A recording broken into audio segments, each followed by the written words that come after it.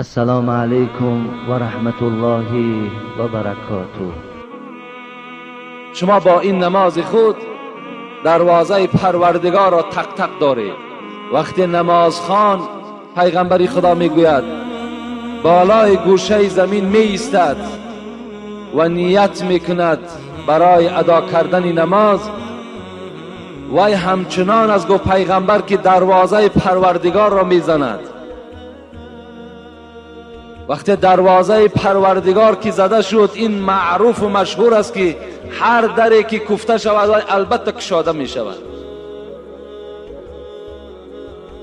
شما با این نماز خود دروازه پروردگار را تق تق دارید. روز از روزها این نماز شما اون دروازه را گشاده میکند. خوش به حال اون بنده که دروازه پروردگار برای او گشاده می شود.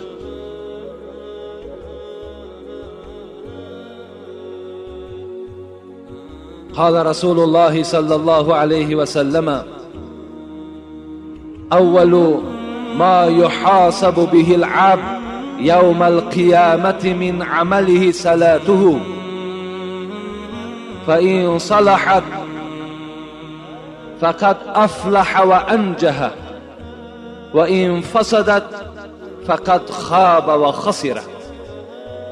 پیغمبر خدا میگوید ای بندگان خدا، روز قیامت وقتی که شما زنده گردانیده می شوید، اول ما یحاسب به العبد، اولین محاسبه شما، اولین حسابات عمر شما از نماز سر می شود. از بنده پرسیده می شود آیا نماز در دنیا خواندی؟ فإن صلحت، پیغمبر خدا میگوید وقتی که اگر نمازهای شما با صلاحیت باشد، یعنی نماز باشد که تو از ذوق خوانده باشی، از شوق خوانده باشی، نماز باشد که از برای خدا خوانده باشی، فقط افلح و انجح. پیغمبر خدا گفت که این انسان وقتی که از حساب نماز که اگر نجات یافت، دیگر آینده حسابات این بنده نیک می شود، آسان می شود.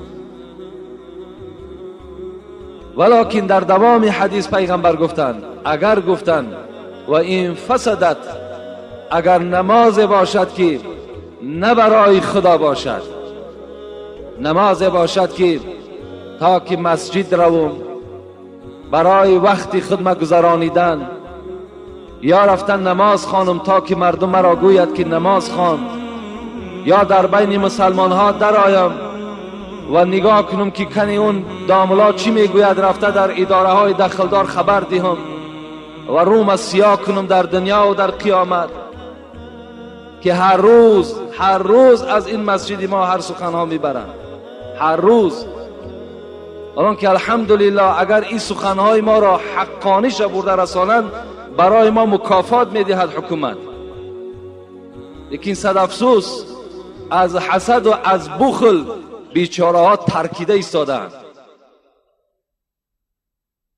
اگر با این نیت آمده باشد، پیغمبر گفتند خاب و خسر، ناامید شد و ذلیل شد و خار شد.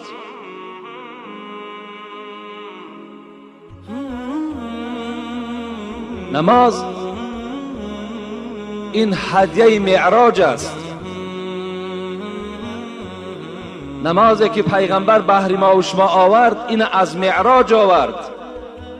سبحان الذي اسرا بعبده لیلا من المسجد الحرام الى المسجد الاقصى. سوره اسراء.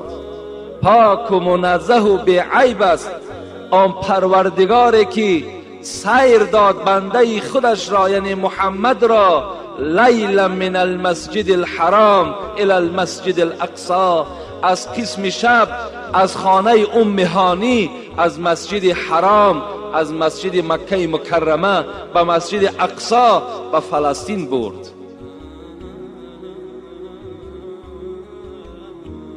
چه مبارک پیغمبر نصیب ما و شماست که این گونه سیری که با این گونه بنده خود خداوند کرده است به هیچ پیغمبری نکرده است.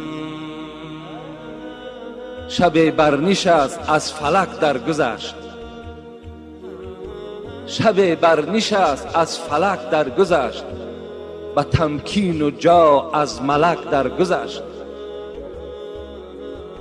در یک شب نشستگی پیغمبر تمام فلک های دنیا را گذشت. تمام این 7 طبقه آسمان و زمین پیغمبری خدا گذشت رفت، با تمکین و جا از ملک درگذشت. ملائکه مقرب ترین درگاه الهی حضرت جبرائیل، آن موضعی که محمد صلی الله علیه و سلم طی کردن، جبرائیل رفته نتوانست. حتی گفت لو تقدمت شبرا لاحترقت، محمد این جانبش حق توست، اگر من یک وجب پیش روم هر آینه این 600 بال من می سوزد. اون جانب حق توست. خداوند چگونه محمد را مکرم ساخت، چگونه امتی او را عزیز شمارید. سعدیه میگوید مگر آدمی نبودی که اسیر دیو ماندی، مگر آدمی نبودی که اسیر دیو ماندی، که فرشته راه ندارد به مکان آدمیت. ای انسان میگوید تو چی قدر داری، چی منزلت داری، که حتی که جایی که انسان رفت ملائک رفته نتوانست. جبرائیل با بالهای خود، با این مقرب بودن خود، جایی که انسان رفت، جایی که آدمیت رفت، اینها نتوانستن رفتن. چی شد که تو اسیر دیو ماندی؟ چی شد که تو پیرو شیطان شدی؟ چی شد که شیطان بالای تو مسلط شد، بالای تو ظفر یافت؟ مگر آدمی نبودی که اسیر دیو ماندی، که فرشته راه ندارد به مکان آدمیت؟ حضرت میگوید طیران مرغ دیدی؟ ای انسانی که تو اینقدر به عقل هستی، ای انسانی که اینقدر تو منزلت اختگم کردگی هستی، طیران مرغ دیدی؟ پریدن مرغ را دیدی و آرزو کردی که کاش که من هم مثل همین پرنده در هوا بپرم؟ طیران مرغ دیدی؟ تو زی پایبند شهوت بدر آی تا ببینی طیران آدمیت. ای انسان میگوید تم از شهوت خالی شو، تم راه های شیطان دور کن، تو هم به سوی پروردگار بنده صادق شو. نظر کن انسان چقدر پرواز میکند. یکی نظر افسوس که امروز انسان است نامش، امت پیغمبر است. امروز امت پیغمبر الحال در بازار در دکانش نشسته است، حالان که خدا ندا دارد که به نماز جمعه بیاید، اینجا نجات است. امروز امت محمد صلی الله علیه و سلم در خانه خواب است، به یادش نماز جمعه نمیزند. امروز امت محمد بیل در دستش در زمین کلند دارد، اینجا نماز جمعه سپری شده ایستاده است. امروز امت محمد صلی الله علیه و سلم مزار حضرت سلطان می رود در روز جمعه، باز پیش من میاد دعات. مزار حضرت سلطان برای تو امروز ضرور نیست، امروز برای تمام مردم مسلمان نماز جمعه ضرور است. تو در هر قدمی که به سوی حضرت سلطان میزنی تو گناهگار میشوی، تو ثواب نمیگیری. باز بیچاره جاهل نافهم میگوید مرا گفتن روز جمعه زیارت وی ثواب است.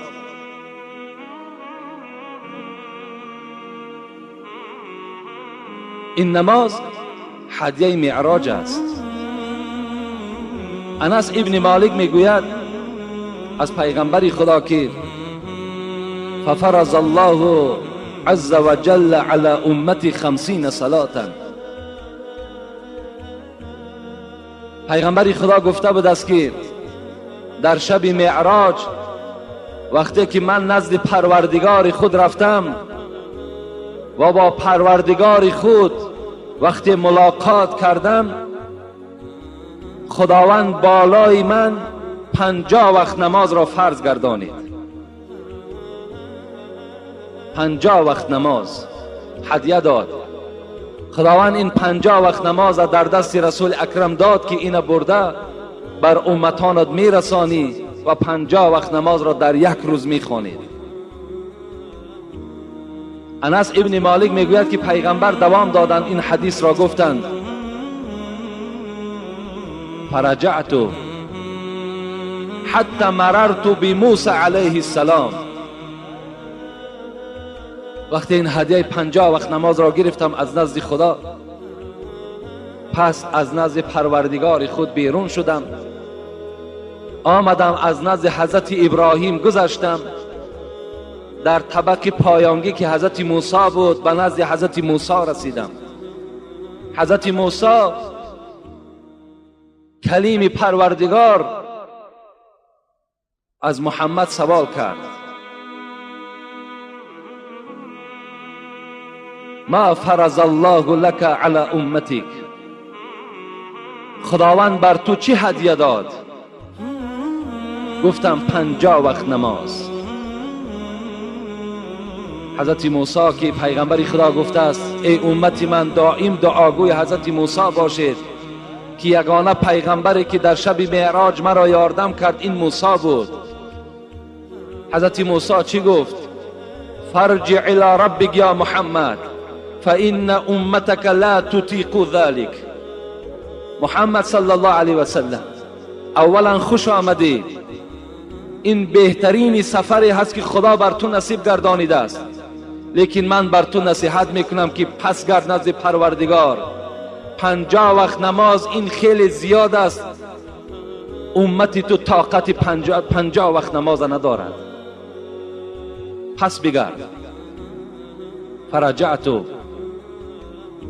فوضع عنی شطرها.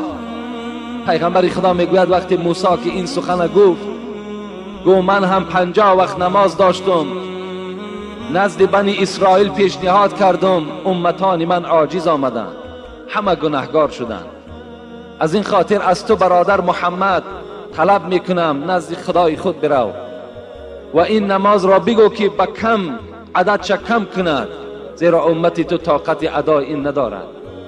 رسول اکرم میگوید گشته آمدم نزد پروردگار، زاره و تولا کردم، خداوند از من 5 وقت نماز را بخشید، در بعض روایت 10 وقت نماز را بخشید. فرجعت بذلك قلت یا موسی وضع عنی شطرها. آمدم نزد حضرت موسی، گفتم موسی برادر، خداوند از من 5 وقت نماز را گذشت و 45 رسانید.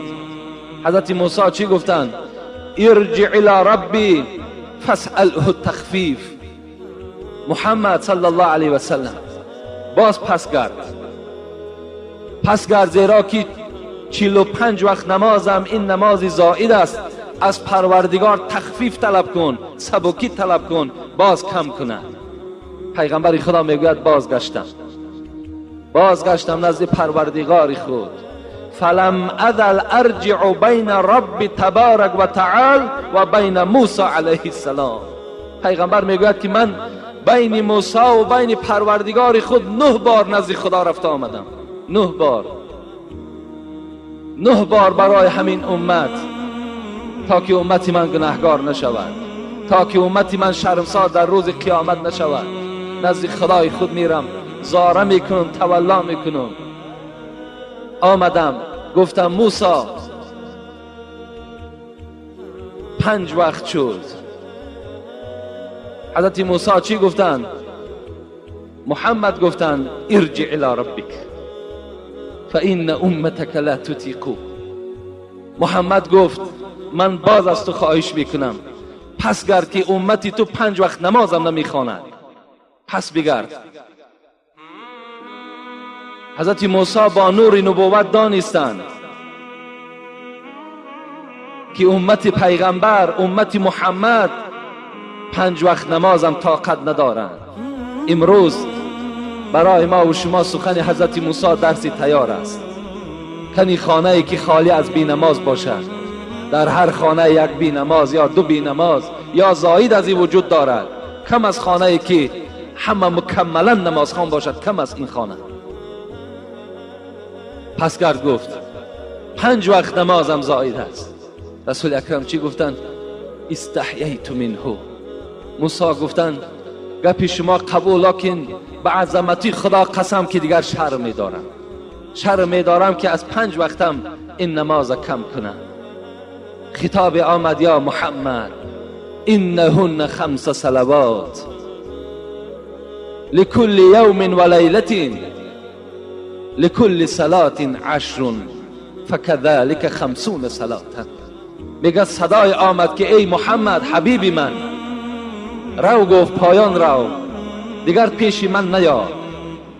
این 5 وقت نمازی که بر ذمه تو ما فرض گردانیدیم در یک شبانه روز، تصور کن که در هر یک نمازش 10 نماز ثواب داده می شود و برابر می شود به همون 50 نمازی که من در اول در ذمه تو فرض گردانیدم.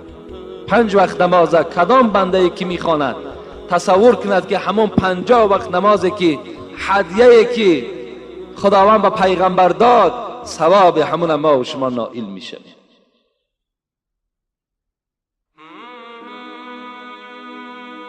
حضرت ابوذر غفاری که یکی از صحابه های کرام بود،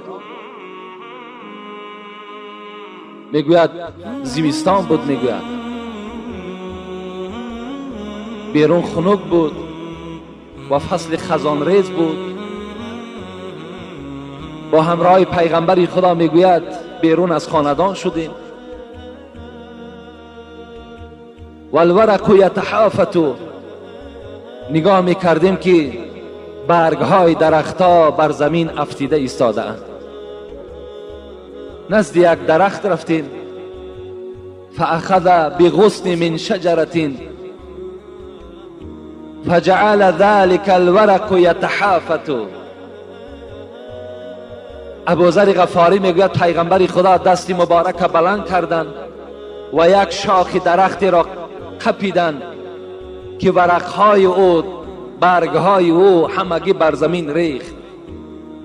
فقال یا ابا ذرین قلت لبیک یا رسول الله. میگد فریاد زد ای ابوذر، ای ابوذر، گفتم لبیک یا رسول الله.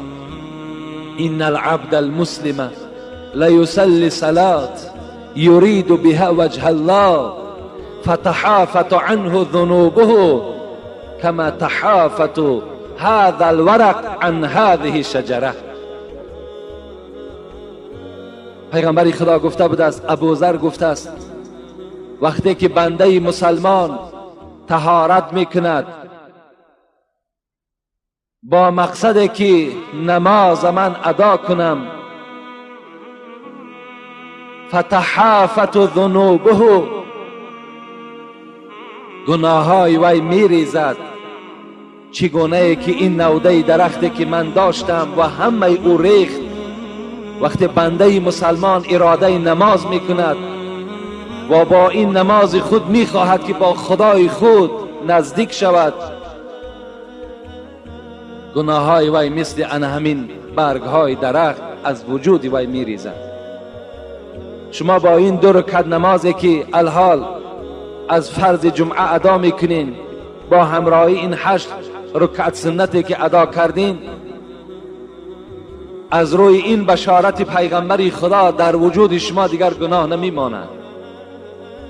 شما اگر در نماز دیگر تا نماز عصر اگر جان شما را اگر خداوند قبض کند، شما مثل همون فرزندی که از مادر تولد شده است مثل همون هستید.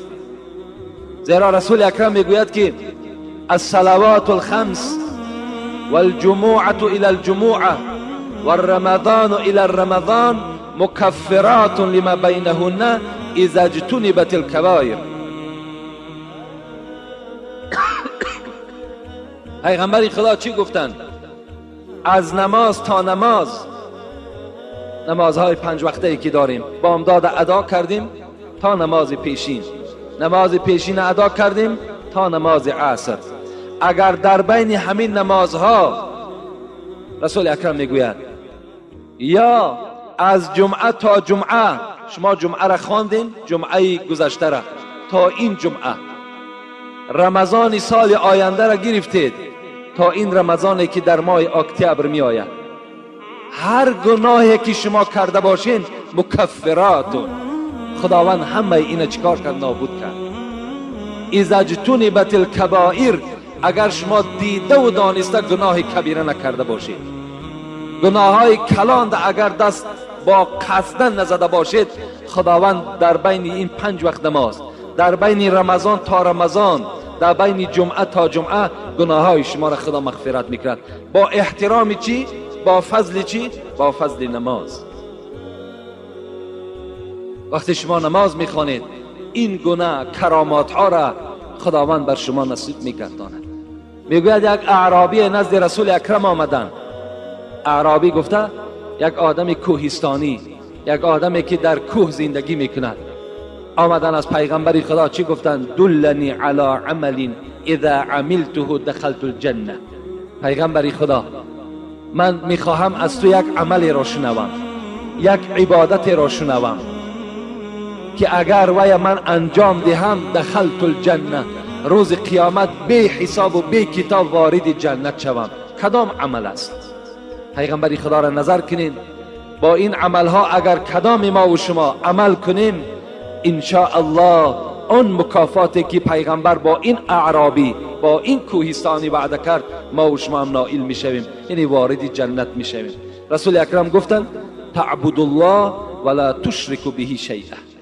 یکم گفتن ای کوهستانی، ای اعرابی، اگر تو خواهی که روز قیامت بی حساب و بی کتاب وارد جنت شوی، به خدا شرک نیار، به خدا شریک میار، مثل که نصرانی ها میارن، مثل که حضرت عیسی را در ذات خداوندی پیوست میکنن، مثل که مادر عیسی را در ذات خداوندی پیوست میکنن، که امروز اکثر امت پیغمبر ما و شما را میخواهند که با همین دین منسوخ شده، با این دینی که فعالیت او قطع شده است، ما و شما را به این دینی که عاقبتش خاری است، دیگر نجات ندارد، میخواهند که ما و شما را گمراه سازند.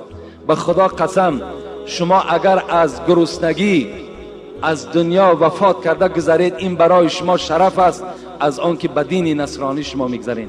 شما در دنیا هم شرمنده هستین، در عاقبت هم شرمنده هستین وقتی شما در دین نصرانی داخل میشوید. بی نهایت احتیاط کنین، علل خصوص همون میکروریون هایی که هستند. بی نهایت تبلیغشان زیاد است. برادرای عزیز فریفته نشوین. اگر توانستین از نزد ویهم ایمان نیستن، اونا در نزد مسلمان قدر ندارن، اونها را می توانین به ضرب زدن و کوفتن از همون محلتان دور کنین. اونا دین فروختگی هستند، اونا جاسوس های همون مردم یهود هستند. اونا را شما با طریق اولاد در هر یک چپلاکی زدگی شما انشاءالله در نزد خدا هزارها ثواب شما صاحب می شوید. اونها را به گپ خوب هیچ وقت جواب ندهید. اون بدبخت ها حتی سوا، حتی همین قدر سخنی خوبم ندارن. رسول اکرم میگوید یکم چیزی که شما را فردای قیامت وارد جنت میکند، این شریک آوردن در ذات خداوندی است. خداوند این بی شریک است، بی مثل است، بی مانند است، وی ذات ندارد. برای ما و شما همین سوره اخلاصی که میخوانیم،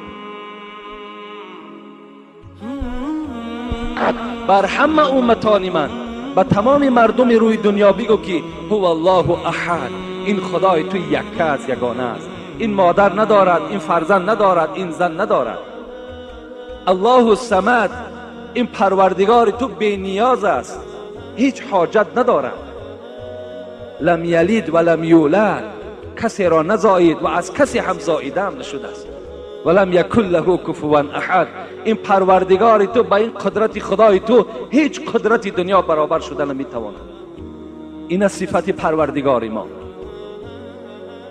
یا شریک آوردن مثل سنگ پرستی، مثل آفتاب پرستی، مثل ستاره پرستی، مثل درخت پرستی، اینها یکی از شرک های خیلی عظیمی هستند. امروز یک برادر در من سوال تعجیلی کرده است که تومار ردنامه در بند دست هست، چه حکم دارد؟ برادر عزیز، من صدها بار گفتم اگر توماری که در وی آیت قرآن نویسانده باشد، در این عقیده اهل سنت و الجماعه است، باکی ندارد.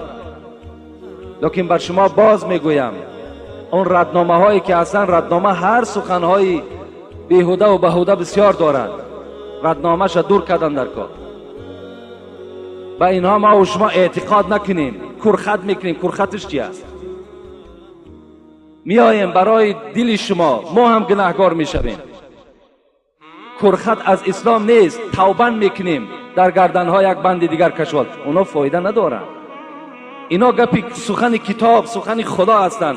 مرحمت اهل همین جمعیت ما نزد تمام داملاهای همین تاجیکستان دور گردین و نام او را در کاغذ نزد من روان که کنی کدام همونها به شما فتوا میدهد که شما توبه کنید، شما کرخط کنید.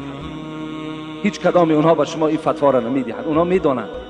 یا این سنگ پرستی مثل همین موره چشمی، موره های چشمی که شما در بند دست های کودکان میکنین، در گهواره ها میبندین برای چشم. اینا چشم راه نمیگیرند. العین حق، چشم تاثیر دارد لیکن موره چشمی وای نمیگرداند. یک برادر بر من خبر داد که در مسجد جامع دوشنبه همون خارهای کلانی که هست در نزد دروازه مسجد زدگی است. برای چشم به دست داملای وای میگد بیچاره وای کور است. او داملا نیست، وای جاهل است. وای شرکی در خدا کرد، از خود درک ندارد. چشم چی میگرداند؟ شما سوره های قل اعوذ برب الفلق، قل اعوذ برب الناس و خوانید، در دست ها دم کنید، در تمام بدن شکید، انشاءالله شما را هیچ چشم دیگر دایره نمیکنه. این خرافات ها را ترک کنین. بیزار شدیم باور کنین، مانده شدیم. بی نهایت خرافات های کلان است. یک برادر یک شب در اینجا در حضور همین ها ساعت 10 شب است، در یک مشروطه پر از آدم بیچاره خواب دارن، مانده شدن. کجا می روین؟ حضرت سلطان می روین. این جان هم به شما حق دارد، این اعضاها هم به شما حق دارد. اون گوسفندی که در اون نزد اون بزرگوار کسی میکشد به نام بزرگوار، وای حرام است، وای حلال نیست. اون گوسفندی که شما اونجا میبرین، اون قدر بنزینی که در اونجا صرف میکنین، اگر مقصدتان ثواب باشد در مسجدها و در طالب علمها و در همسایه ها صرف کنین، اونجا ثواب میگیرین.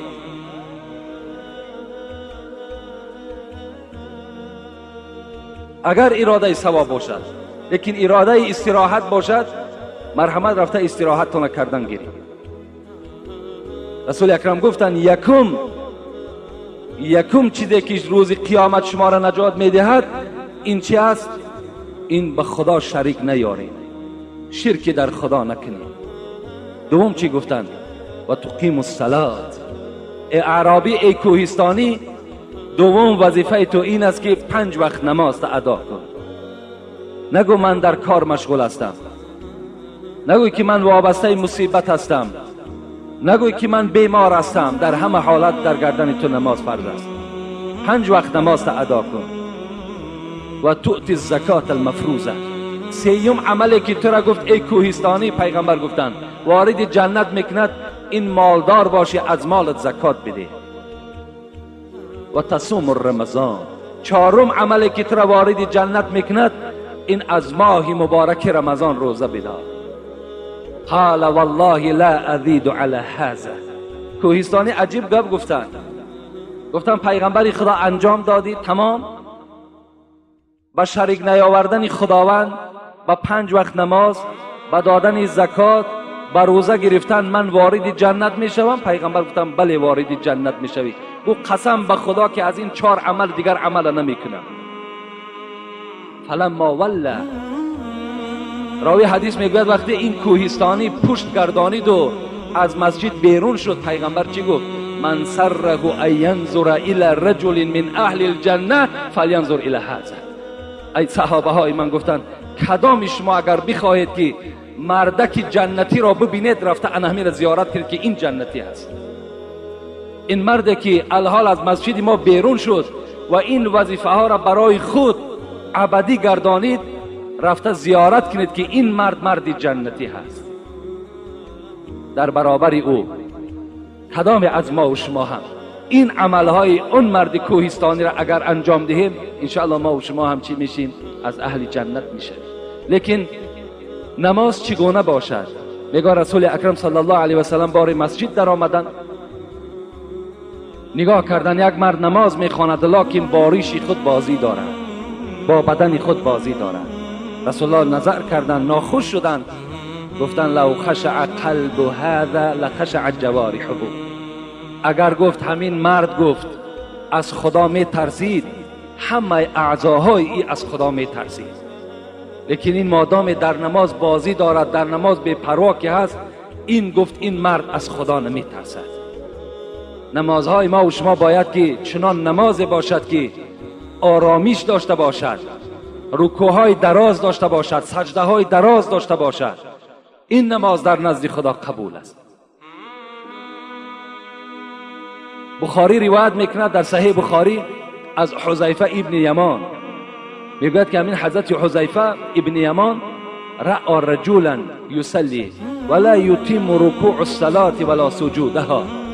میگوید همین حذیفه باره میگه نگاه کرد که یک مرد نماز میخواند مثل نمازخوانی های ما و شما باره، رکوع تیز دارد، سجده تیز دارد، بی نهایت تیز نماز میخواند. حضرت حذیفه که صحابه پیغمبر بود گفتن، این مرد گفتن نزد من بیا. وقتی نماز تمام کرد گفت منذ کم سنتا تصلی هذه الصلاة، این نمازی که الحال تو خواندی چند سال شد که همین خیل نماز میخوانی؟ قال منذ 40 سنتا. گفتن حضرت حذیفه من 40 سال شد که انا همین گونه نماز میخوانم. حضرت حذیفه چی گفتند؟ ما صلیت منذ 40 سنه شیئا. ای برادر گفتند تو 40 سال نماز نخواندی، لو مت علی غیر فطرت محمد علیه السلام. اگر گو با همین احوالی که تو نماز خواندی، اگر با این گونه حالت از دنیا میگذشتی، تو حتی که در ملت محمد نبودی صلی الله علیه وسلم. این نماز گفت نماز نیست. نماز این عبادتی هست که بخاری میگوید یناجی ربه. در داخل نماز وقتی انسان می ایستد همچنان تصور کند که پروردگارش را مناجات دارد، پروردگار با او متوجه می شود، نماز او را تماشا می کند. یکی از اصحاب پیغمبر خدا چی میگوید؟ میگوید یک شب میگد مسجد در آمدم، نگاه کردم پیغمبر خدا نماز میخوان، شوقم آمد، ذوقم آمد، هوس کردم از پس نماز، از پس رسول اکرم نماز خوانم. آمدم نیت کردم، نگاه کردم که رسول اکرم سوره بقره را آغاز کرد. میدونیم بقره 286 آیت است و رسول اکرم قرآن را با ترتیل و با تجوید میخواندند و بسیار شیرین میخواندند و ملایم میخواندند، آهسته میخواندند. میگوید این صحابه میگوید وقتی که خواند 100 آیت بقره را خواند، فکر کردم که الحال پیغمبر رکوع میکنه، نگاه کردم که دوام داد، 200 آیت خواند از بقره، خواستم الحال رکوع میکند، باز پیغمبر خدا دوام داد، بقره را انجام داد، 3 بار گفت اللهم لك الحمد، اللهم لك الحمد، اللهم لك الحمد. پیغمبر گفتن و باز فکر کردم صحابه میگوید که الحال رکوع میکند، رسول اکرم میگه در آل عمران در آمدند، سوره آل عمران در آمدند. آل عمران 200 آیت است. رسول اکرم میگوید وقتی این 100 آیت خواند، صحابه میگوید که من مانده شدم، نماز سلام دادم، از نماز بیرون شدم. لیکن رسول اکرم نظر کردم آل عمران خواند 200 آیت، بعد آل عمران باز گفت اللهم لك الحمد، اللهم لك الحمد، اللهم لك الحمد. در سوره مائده در آمد. سوره مائده 120 آیت است. حضرت 120 آیت میگه خواندن، بعد در رکوع رفتن.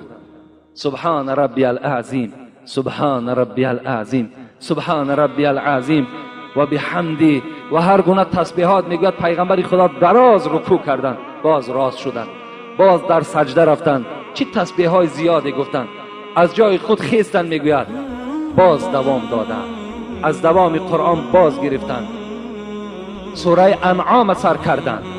رسول اکرم میگوید این سوره انعام هم خواندند. در 2 رکعت نماز این صحابه میگوید پیغمبر 5 پاره قرآن خواندند، 5 پاره قرآن. وقتی میگن نگاه میکردم پایهای پیغمبر ورم کرده بود، زانوها مثل زانوهای شتر ورم کردگی بود. وقتی میگه از رسول اکرم پرسان کردیم پیغمبر اینقدر مشقت تو حس نمیکنی؟ رسول اکرم میگو وقتی که در دل انسان نماز لذت میبخشد دیگر مشقت به یاد او نمیزنه. انسان دیگر تصور نمیکند که من در نماز هستم وقتی که لذت نماز، لذت عبادت خدا در دل او جایگیر میشود. این است نماز، این است ترتیب نماز. باید ما این گونه البته نماز خوانیم. حضرت عروه رضی الله عنه را حکایه میکنند، خدا رحمت و مغفرت چون کند. حضرت عروه فرزند زبیر بودند. زبیر این داماد ابوبکر صدیق بود، شوهر اسماء بودند. اسماء این دختر ابوبکر صدیق بود. عروه که فرزند اینها بود، راوی میگوید که حضرت عروه با بیماری سرطان ساق، یعنی رگ میگوییم ما و شما، در همین ساق عروه کسل رگ پیدا شد. تمام طبیب ها را فریاد زدند، گفتند میلش ما طبابت میکنیم، کار مشکلی نی، لیکن فقط این ساق را بریدن در کار. حضرت عروه تیار شدند، گفتند من راضی هستم. اینقدر درد و غم و اینقدر سوزاکی که در پای من است، میلش گفتند جدا کن، شاید که حال من سبک شود. حضرت عروه را گفتند به خانه ای که جراحی میکنیم به اون خانه میرویم. آمدن در یک خانه، میگه در آمدن و این طبیب ها پیشنهاد کردند که الحال عروه برای آنی که ما پای تو را از ساق جدا کنیم باید که مواد مخدر استفاده کنیم تا که تو عقل خدا گم میکنی، تو بیهوش میشوی و ما پای تو را میبریم. چگونه که در ما و شما نرکاس میدهند که دیگر اگر تمام اعضای ما و شما را پاره کنند دیگر ما عقل و هوش خدا گم کردگی هستیم، دیگر ما و شما درک نمیابیم. حضرت عروه را مواد مخدر پیشنهاد کردند. حضرت عروه گفتند شما میدونین این طبیب ها که مواد مخدر عقل آدم دور میکنه؟ گفتم بله میدونیم. گفتم من نمیخواهم که یک لحظه عقل من دور شود، من از یاد خدا غافل شوم. یک لحظه نمیخواهم که یک لحظه از خدای خود جدا باشم. گفتن آخه این کار مشکل است، در حالت بریدن چقدر عذاب و مشقت بالای تو می آید. حضرت عروه گفتن این مشکل نیست. وقتی من در نماز می ایستم، وقتی من در التحیات لله و الصلوات و الطیبات که رسیدم، شما جراحی را سر کنید که من در اون حالت در حالت خود نیستم. اون حالت دیگر من خودم را گم میکنم. طبیب ها راضی شدند. وقتی حضرت عروه میگوید در همین حالت التحیات خواندن رسید، کارد خود راست کردند، اسبابهای خود قطع ساق حضرت عروه را جدا کردند. وقتی حضرت عروه میگوید سلام دادن، مثل نمازهای ما و شما در 2 دقیقه و 3 دقیقه نماز نمیخواندند، نمازهای دراز میخواندند. لیکن این جمع یک مسئله دیگر فراموش نکنیم. اذا اما احدكم الناس فليخفف فإن فيهم الصغير والكبير والضعيف وذا الحاجة وإن صلى لنفسه فليطول ما شاء. پیغمبر خدا این یک مسئله است که اینم ناگفته نمانیم، مگر که امروز که بسیار برادرای ما و شما میگوید یعنی از پی کار هستند، بیمار هستند، صاحب حاجت هستند، کودک هستند، از این خاطر در ذمه هر یک امام این واجب است که نماز با طرز سبک خواند، یعنی تا که به مردم گران نیاید. گفته این دلیل ما و شما هست، این حدیث پیغمبر خداست. حضرت عروه را پاش بریدند. حضرت وقتی که از نماز بیرون شدند خون زیاد رفت و گفت مرا بردارته خانه برین. آوردن حضرت عروه را به خانه بالای بسترش. حضرت میگوید در پیش تا پای بریده را دیدن. چی نعمت بزرگی است این پایهایی که الحال در ما و شماست. صد افسوس که این پاها را ما و شما چی در راه باطل صرف میکنیم که همه اینها در روز قیامت گواهی میدهند. حضرت عروه میگوید با یک چشمهای همون نرگسین خود میگوید بر همون پای بریده شده نگاه میکرد. چند سال این در وجود حضرت عروه چسبیده بود و خدمت اسلام میکرد. نگاه کرد، میگوید بناگاه تشنگی حضرت عروه را غلبه کرد و میگوید فریاد زد. فرزند، دو فرزند داشت، میگه یک فرزند خردی داشت، یک فرزند کلان داشت. فریاد زد فرزند کلانی خدا، هیچ صدایی نمی آمد. حضرت گفتن این لله و این الیه راجعون. من گفتم بار اول است که فرزند خدا فریاد میزنم، فرزند من لبی نمیگوید. چه حادثه شده باشد؟ کنی بیرون خبر گیرین.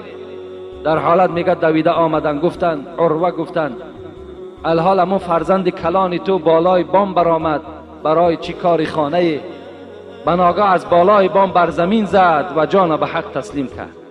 دو مصیبت بالای حضرت عروه، ای جانب پای بریده شده، ای جانب فرزند کلان از دست داده شده. حضرت چی گفتن؟ گفتن پروردگارا با این فرزند خورده که به من باقی است و با این یک پایی که در من است، هزارها شکر به سوی تو، هزارها شکر که یک پای سالم دارم و یک فرزند زنده دیگر دارم و هزارها شکر به سوی تو ای ذاتی که این نعمتی که در من چسبیده بود جدا کردی و این میوه دل مرا کندی. هزارها شکر به سوی تو. این گونه نمازها داشتند که در نماز اعضای او را میبرند و درک نمی‌یابد. چگونه نمازهای صادقی داشتند، چگونه نمازهای شیرین داشتند که خداوند از حساب این نمازها اونها را خیلی ثوابهای زیاد عطا میکنند. ابو اسحاق سبعی را که محدثین میگن اهل محدث بود، میگن وقتی که سین سالش به 100 رسید، 100 ساله بود، موی سفیدی 100 ساله بود، میگن در 2 رکعت نمازش 2 پاره قرآن میخواند. سوره بقره با آل عمران در 100 سالگیش میگن ادا میکرد. باز به سوی خدا غمگین میشد که ای پروردگارا چی نماز کمی، چی ذکر کمی به سوی تو انجام داد با 2 پاره قرآن. از این خاطر از همه شما برادرای عزیز خواهش من این است که از نماز جدا نباشین، زیرا نماز این مغفرت گناه شما است. حضرت ابو هریره میگوید که سمعت رسول الله صلی الله علیه و سلم یقول ارأیتم لو ان نهرا بباب احدكم لو يغتسل في كل يوم 5 مرات هل يبقى من درنه شيء؟ قالوا لا يبقى من درنه شيء. قال فكذلك مثل صلوات الخمس يمحو الله بهن الخطايا. این حدیث پیغمبر خدا است که راوی این ابو هریره است. ابو هریره را پیغمبر چی گفته بود است؟ گفته است ای ابو هریره اگر در نزد خانه شما گفته است یک دریای گذر کند، یک حوض گذر کند، تو در داخل این حوض در یک روز 5 بار غسل کنی، 5 بار آبازی کنی، هل یبقى من درنه شیء؟ آیا از چرک در بدن تو چیز باقی میماند؟ گفتن یا رسول الله 5 بار در یک روز وقتی من آبازی میکنم البته از چرک در بدن من چیزی نمیماند. ما شما امروز 5 بار اگر آبازی کنیم آیا در بدن ما چرک میماند؟ نمیماند. رسول اکرم گفتن که این است مثالی گفته از 5 وقت نماز. اگر کدام شما گفته از 5 وقت نماز خوانیم همچنان است که شما در دریای مغفرت آبازی کردید، در دریای مغفرت گناه شما غسل کردید و خداوند گناه های شما را چکار میکند؟ تازه میکند و پاکیزه میکند. انشاءالله من در باب بینماز چیزی به شما نگفتم و میخواهم که جمعه آینده کسانی که بینماز هستند اینها را چی وعید هست، چی وعیدهای سختی هست، بی نهایت وعید سخت است که ما در اولی صحبت گفتیم که نماز این فرق کننده بین مسلمان و کافر است، نشانه اسلام است. انشاءالله ما و شما آگاه میشیم که بی نماز در اسلام چی حکم دارد. خدا خواسته باشد جمعه آینده من به شما جواب میگویم. الحال اینجا یک سوال تعجیلی دادن، میخواهم جواب اینه به شما گویم. در جایی که وفات میشود شمع میگذارند یا دلیل میگذارند، این چی معنی دارد؟ البته امروز در جای وفات در جایی که پدر ما میمیرد، مادر ما و شما از دنیا میگذرد، برادر ما و شما میگذرد، در همونجا شمع میگذارند، دلیل میگذارند. شما تصور کنین، من برای یک جواب به همه شما خبر میدهم که اولا این عملی نصرانی ها هست، عملی نصرانی هاست، عملی اسلام نیست. دوم این که به مجرد که شما همون شمع در همون خانه یا دلیل وقتی که همین آتش زدین گریان کردین، همان زمان در قبر پدر تو هم آتش دوزخ علنگه میزنه. زمان درگیراندن او زمان همون علنگه آتش سوزاندن پدر و مادر تو میشود. اینو نکنید. این عمل اسلام نیست. حتی با پای هاتون به شته زنین او را نابود کنید. این از همون بدبخت ها هست.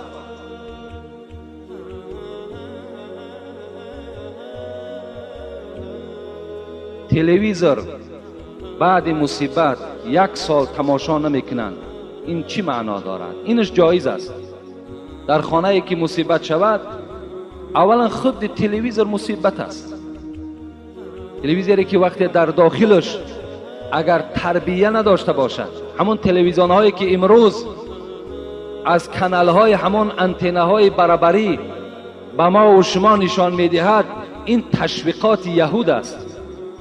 چگونه ای که مسلمان ها امروز شما را تشویقات میکند به نماز، به زکات، به روزه، با برادری، به دیگر عمل های خیر، امروز یهود هم مسلمان ها را میخواهند که با راه های همین تلویزیونی از همین دایره اسلام دور سازند. مخصوص کانال ها کردند، کانال هایی که مردها به مردها میرسند، مردها به زنها میرسند، زنها به زنها میرسند. امروز هزارها مسلمان از جمعه میخیزد رفته و تماشا میکنه، در باقی میمونه. العینان تزنیان و زناهما النظر. پیغمبر خدا چشمها هم زنا میکنن. زنای چشم این نظر کردن به همون صورتهای پرنگرافی است. اگر شما همون کیناهایی که امروز یگان کینایی نیست که در داخل او به فحش و به فاحشگی باشد، اگر همون برنامه هایی که در تلویزیون ها می شود بیرون از مصیبت هم نگاه کردن اونها مصیبت است، شما گناهگار می شوید. لیکن در خانه ای که مصیبت می شود خوب می شود که 1 سال نه بلکه 2 سال تلویزیون تماشا نکنند، به نهایت ثواب کلان می شود. 1 سال نه بلکه 2 سال آموخت می شوند، ان شاء الله از همون تلویزیون دور می شوند. اینجا هم برادر در باب همون تومار و دیگر به ما سوال کردن که جواب شه. در دوام همون صحبت به همه شما خبر دادم. من بسیاری بار در باب همین مسئله زیارت های مزار گپ میزنم و بعضی برادرها از من دیگر زل میفهمند. من شما را به پررگی از زیارت من نکردم. من نمیگم که شما زیارت نکنید، لیکن زیارت کنید با طریق اسلامی. اونا هم احتیاج به دعای شما دارند. آیا همین در کجای اسلام است که شما در درخت هایی که علل خصوص در قشلاق ها همون شهید ها و همون مثال گورستان هایی که هست، در همون درخت های لطبن میگویند، شما در اون لطن نبندین که شما نام خودتان در دفتر دوزخی ها داخل میکنید. انسان باید از اون درخت چی طمع دارین شما؟ از اون مزار چی طمع دارین شما؟ چی فایده است از اونها به شما؟ شما فقط دعا کنید که خدا رحمت و مغفرت چون کند. این است مقصد همون بیچاره هایی که در نزد ما و شما خوابیده هستند. و من میخواهم که به اون جاهایی که شما زیارت میروین، چی شاه یکاشه میگیم و چی شاه خاموش میگویم و چی حضرت برق میگیم که وای امت عادی ترین پیغمبر از حضرت برق بالا است، امت عادی ترین محمد. یک نمازخوان امتی که در مسجد ما هست از حضرت برق بالا است. خدا در قرآن میگه کنتم خیر امت اخرجت للناس. ای امت محمد فخر کنین که شما از همه امت دنیا بهتر و افضل هستید، از همه امت پیغمبرهای پیشین، چه از برق باشد چه از دیگرش باشد، شما بهتر هستید. عادی ترین نماز، عادی ترین امت محمد از حضرت برق بالا هستند. این خدا در قرآن میگوید. شما برای اونی که اونها را زیارت میکنید یک عالم زنده را زیارت کنید، ان شاء الله ثواب میگیرید. ثواب زیاد. اگر در هر قدم او یک ثواب باشد، در عالم زنده 100 ثواب است. از عالم زنده شما یک بهره میگیرین، اون قدر مسافه هایی که طی میکنین، عذاب میکشین. اگر شما اراده باشین که این راه در شما باز درجات میبرین، انسان درجات نمیبره. این سخن خداوند است، سخن کتاب است. اگر کدام شما قانع نباشین، میتونین با طریق خطی از سندها و کتابهایی که دارین به من خبر دهید. السلام علیکم داملای عزیز. ما دو برادر اسلامی میخواهیم که نام خود را عوض کنیم. یکی اشان کامل به نام ابوبکر شدند، دیگرشان خورشید بودند به نام عبدالملک شدند. خوش به حال این برادرها که رسول اکرم میگوید احب الاسماء الی الله تعالی ما تعبد له. بهترین نامی هست که در اولی نام عبد داشته باشد. عبدالرشید، عبدالملک، عبدالکریم، عبدالوهاب، اینها بهترین نام ها هستند. باید هر یک نام مسلمان باید که در اولش عبد داشته باشه تا که بشناسیم که همین مسلمان است. امروز مسلمان های ما نام های نصرانی ها را ماندستند. بیچاره یگان مسلمان از دست نصرانی روز ندارد، امروز نام اونها را ما گرفته در نام های فرزندامون میگذارید. کنی یگان نصرانی، یگان یهودی نام شما را میگذارد؟ نمیگذارد.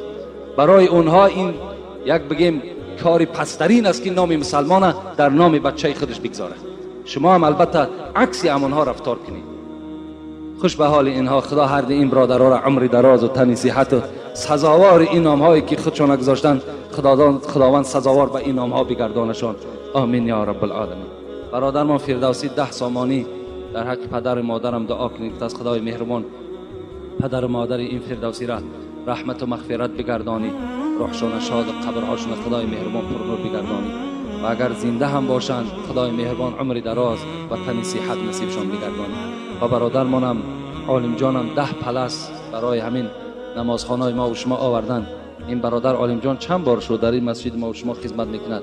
خداوند این خیر احسانش به درگاهش قبول بگرداند و هر یک نمازخانه که در بالای نماز در بالای این پلس ها نماز میخواند، خدا ثواب اون نمازها را در نامه اعمال این عالم جای بنده خودت خداوندا کتابت کنی. آمین یا رب العالمین. السلام علیکم داملای حاجی میرزای محترم. فرزند من همینی بیمار بستری هست، در حق وی در نماز جمعه دعا کنید. پدر همینی خوجه، یعنی اینجا یک برادرمان همسایه هست، بچه جوان هستن، بیچاره زبانشان گل شدگی هست، دیگر زبان نمیگردد، چند روز است که بیمار هست. البته این تن صحت بسیار یک نعمتی کلان است. ویم بچه جوان 17 ساله 18 ساله اینجا نماز میخواد، یک باره از زبان ماندن بیچاره. از این خاطر این زبان ها باور کنین همه اینها در زبان ما و در دهان ما و شما یک نعمت کلان است. اینا را کار کنیم که هیچ وقت به بیهوده صرفشان نکنیم. زبان آمدد از بحر شکر و سپاس، به غیبت نگرداندش حق شناس. حضرت سعدی میگوید این زبانی که در دهان شماست، این فقط برای ذکر خدا آمده است، برای یاد خدا آمده است. اینا در غیر یاد خدا شما صرف نکنید. این نعمت خیلی گرانی هست.